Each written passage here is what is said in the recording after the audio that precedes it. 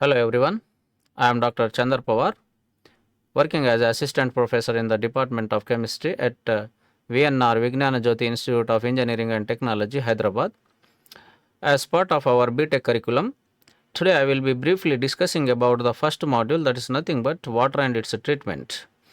So, this lecture will be briefly discussing about the importance of chemistry and how this chemistry course is helping to the undergraduate engineers. So, as part of our BTech curriculum, we have curriculum and chemistry for engineers. We have 5 modules.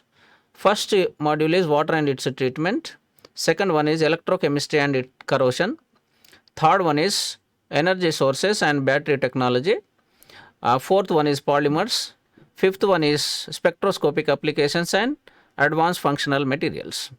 So here I have given the list of reference textbooks. Engineering Chemistry by P.C. Jain, Engineering Chemistry by Rama Devi, a textbook of Engineering Chemistry by Tirumalachari. So all these textbooks can be referred for better understanding of all these 5 modules.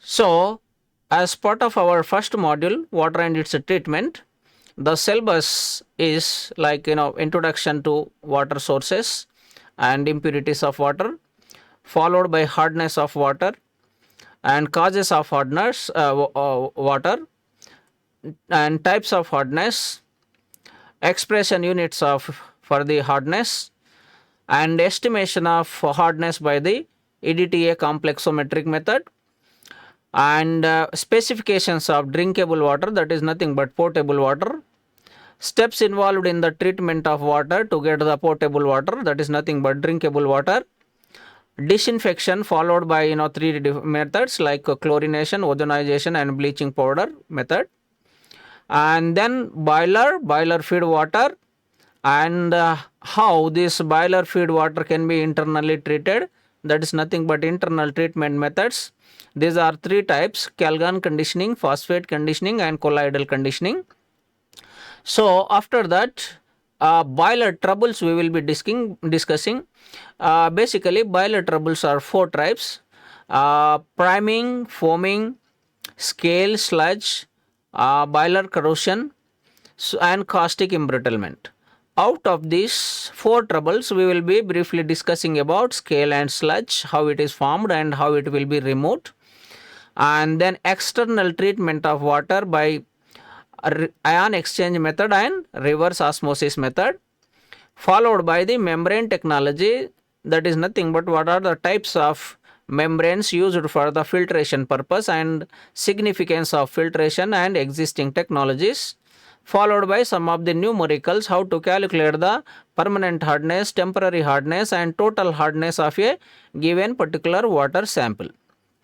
So now in this, basically the content is what are the sources of water, as our first module deals about water and its treatment. So we will be discussing various sources of water and how impurities caused and what are the types of impurities present in this water sample, and then uses, applications of water. Okay.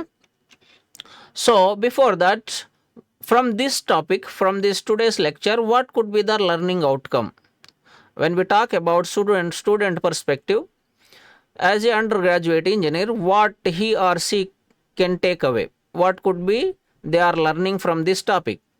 So the student can be able to illustrate the source of water and what are the impurities present in the water from this today's lecture.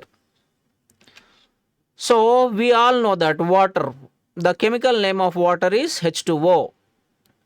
Okay, 2 moles of hydrogen with water, oxygen, sorry. So hydrogen is in the gaseous phase, oxygen is also in the gaseous phase. Upon combining hydrogen and oxygen, the liquid H2O formation is taking place. That's nothing but water. So What could be the reason for this? Hydrogen gas plus oxygen gas leads to liquid as H2O. What could be the exact reason for this? The exact reason is intermolecular forces and hydrogen bonding between oxygen and hydrogen leads to the phase change from gaseous to liquid, and the existence of H2O in the liquid phase can happen. So mainly due to the hydrogen bonding. So this is the one of the wonderful material which can exist in three states like liquid, gas and solid phases. So liquid phase it is water, gaseous phase vapor and solid phase ice. So we can see here pictorial representation, water, ice cubes and vapors. So all the three phases we can see here. Okay, and H2O carries sp2 hybridization with 104.7 bonding angle. Okay, now what are the sources of water? So basically sources of water categorized into two types: surface water, groundwater. Surface water basically in the form of rivers, lakes, ponds, oceans, rainwater, seawater, etc. And another source of water is groundwater. When we drill, so whatever the water coming out from the earth crust, that is the groundwater. So basically wells and springs. So these are the majorly two sources of water, surface water and groundwater. So this is broadly categorized into various types based on the availability of water. So now we all know that water is nature's most wonderful and abundant useful compound. So not only for human beings, water is very essential for all living beings. I hope you understand what I mean by living beings. That means every creature, every animal, which every life can be can uses the water. Without water it is certainly very difficult to survive. That's why water plays a crucial role to maintain the ecosystem.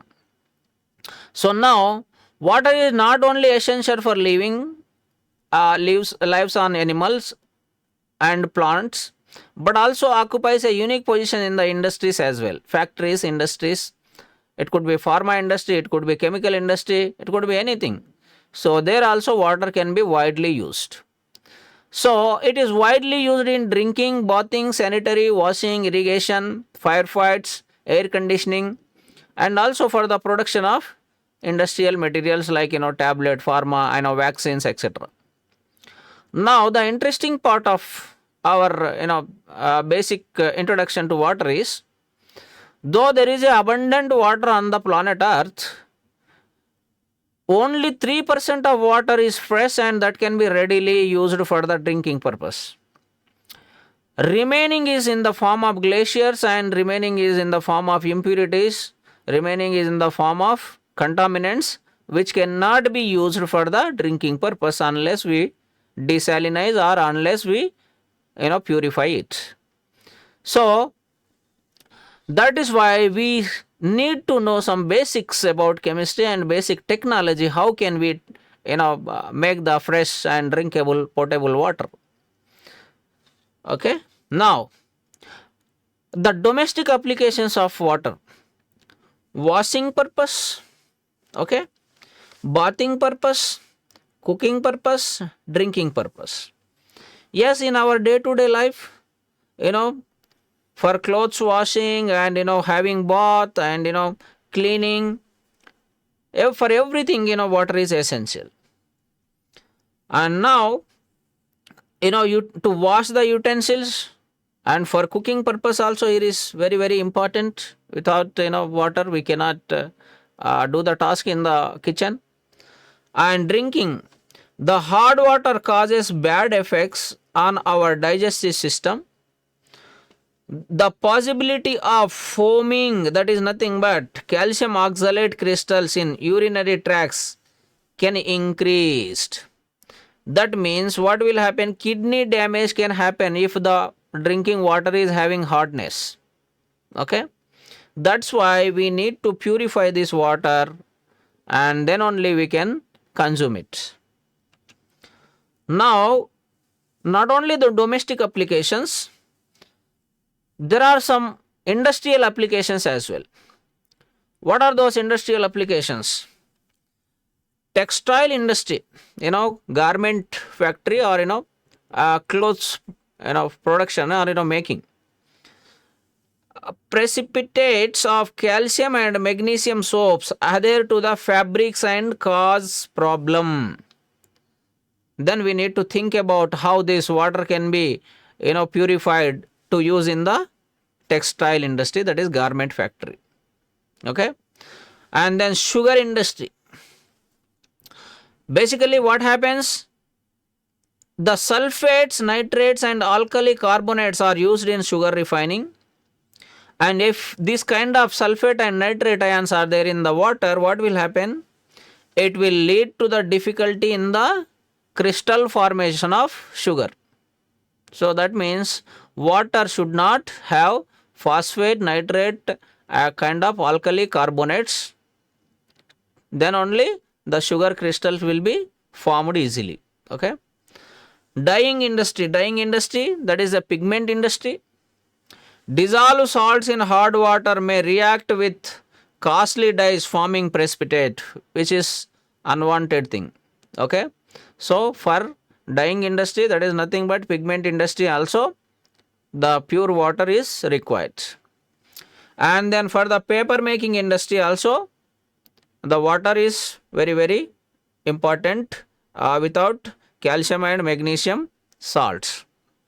Now, pharmaceutical industry, basically for the preparation of syrups, for the preparation of tablets, for the preparation of vaccines. So sterile water, contamination free, pathogenic bacteria free, salt free, ion free water is very, very, very essential in the pharmaceutical industries. Okay, now third application is nothing but for the generation of steam. How? The water can be feeded into the boilers, and once the heaters are turned on, what will happen? The water boiling starts. Resultant from that is steam generation. That steam will be pumped to that with a pressure to turbines. With respect to the pressure effect, turbines start rotating, and finally electricity production takes place. So that is another very, very important application. Okay, so broadly, domestic applications, industrial applications, and this electricity production, steam generation, these are the some of the major applications apart from the day-to-day life usage from the water. Now, so basically water is having three types of impurities. What are those three types of impurities? Physical impurities, chemical impurities, and biological impurities. So impurities in the water are basically due to the contaminations in the form of physical, chemical and biological. Now when we talk about physical impurities, color. So drinking water should be colorless, odorless and pleasant taste. Okay. Now the color of water is caused by metallic substances like salts, and then that water is not usable. Okay. The turbidity is nothing but cloudiness. Okay. The water should be odorless, colorless and pleasant taste. So if the water, the drinking purpose we are using is having lot of turbidity, what will happen? Lot of impurities will be there, and that cannot be recommended for the drinking purpose. Okay. Now taste should be pleasant. Okay, if the drinking water giving some odd taste, then that is having a lot of impurities which cannot be recommended for the drinking purpose. That is mainly because of the dissolved minerals or dissolved salts and above the optimum range. Okay, and the odor is nothing but the water with odor is undesirable for domestic as well industrial purpose. Odor is nothing but smell. If any water sample is giving the smell, bad smell or anything, aroma, so that is not the suitable water sample for any applications. So water should not be having any odor or smell. Okay. Now, so after the physical impurities, chemical impurities are broadly categorized into two types: inorganic chemicals and organic chemical impurities. So inorganic impurities are based on the cations and anions. Cation based impurities like aluminum, calcium, magnesium, iron, Zn2 plus, copper 2 plus, Na2 plus, sodium, potassium K plus, etc. are cation based impurities. And anion based impurities like chloride content, sulfate ion, nitrate ion, fluoride ion, nitrite ion, nitrate ion, carbonate ion, etc. reasons for the anion based impurities. Now, what are the organic impurities? Dyes, paints, petroleum products, pesticides, insecticides, detergent, and drugs in textile and other organic materials are responsible for the organic impurities. Okay. So, now third one is biological impurity. The biological impurity basically due to the presence of viruses, bacteria, algae. These are pathogenic. So pathogenic which causes the disease. If this kind of pathogenic bacteria or virus kind of microorganisms are there in the water sample, then we call it as a biological impurity and not recommended for the drinking purpose. So quickly summarize these impurities, basically three types: physical impurities, chemical impurities, biological impurities. Chemical impurities again categorized into two types: inorganic and organic. Inorganic again categorized into two types: cation based impurities and anion based impurities. Okay. Now let us talk about what is the soft water and hard water. The water which gives lather forming, that is nothing but foam forming, soap and water. If there is a lather formation, then that water is called as soft water. The water which does not produce lather with soap, that is called as hard water. You see, the water which does not produce lather with soap or detergent, that is the hard water. The water which produces lather easily on shaking or with soap, that is called as soft water. Lather is nothing but foam formation here. When we take soap and water, there should be foam formation, lathering. Then that water is soft water. If there is no lathering formation or foam formation, then that water is called as hard water, which is not recommended, which is not good for the any applications. Now, the hardness of the water is due to mainly dissolved calcium and magnesium salts. And soft water does not contain any magnesium and calcium salts. Why? Because it is soft water. The boiling point of water is elevated and more fuel is required for the cooking purpose and other any applications. Why? Because salts are there. So to dissociate those salts, we need a lot of external energy. Less fuel and time required for the cooking in soft water. Why? Because there are no hardness causing salts like calcium chloride, magnesium chloride, calcium sulfate, magnesium sulfate. So dissociation is not required. That is why that water is suitable for the cooking purpose and it consumes less fuel and less time. Okay. Water, the hard water is said to hard when the hardness is above 100 ppm, parts per million, or mg per liter. Okay, 1 ppm equals to 1 mg per liter. Okay. So if any water sample is having more than 100 ppm hardness, then that is called as hard water. Hard water. If any water sample is having below, that is less than 100 ppm, then that is soft water. Okay. Now here we see in ancient days, in every village, this kind of well and well water they use for the drinking purpose, but that is certainly hard water because of the calcium and magnesium salts. Okay.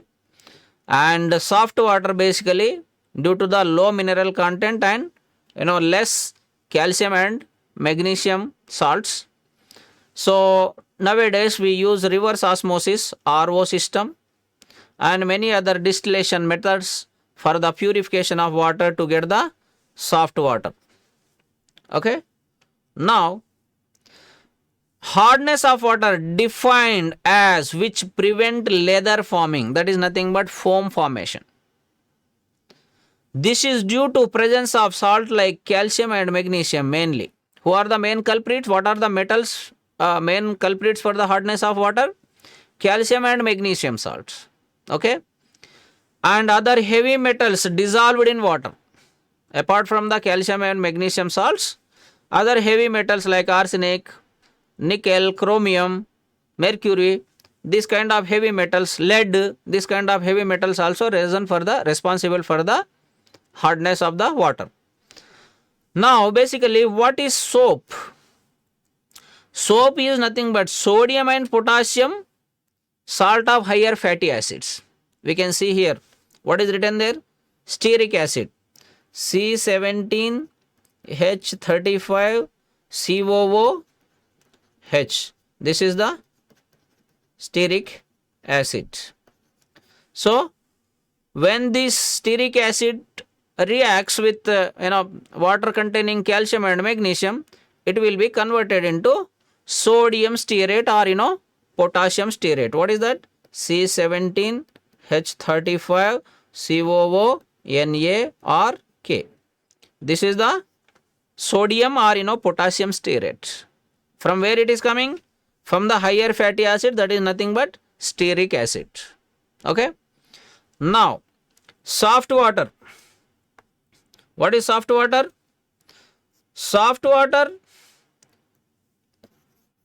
basically water which gives lather formation easily. Okay.